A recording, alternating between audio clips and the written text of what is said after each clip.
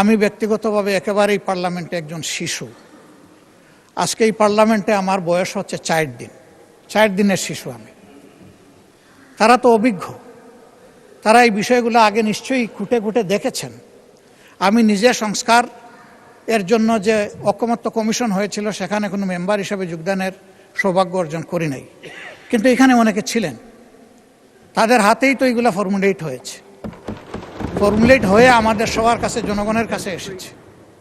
আজকে তারা নিজেদের তৈরি করা জিনিসের সাথে স্ববিরোধিতা করতে পারেন না।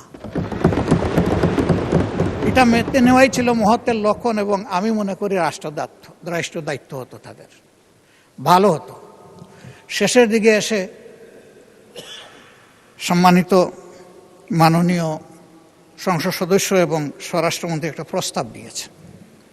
আজকে পুরা আলোচনাটা হচ্ছে সংস্কারের উপর, সংস্কার পরিষদের উপর, এর সভা আহ্বানের উপর।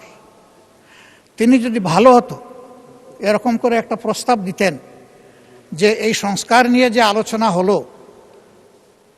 তাকে একটা জায়গায় পৌঁছানোর জন্য আসুন আমরা একটা বিশেষ কমিটি করি, তাহলে that could be matter of consideration.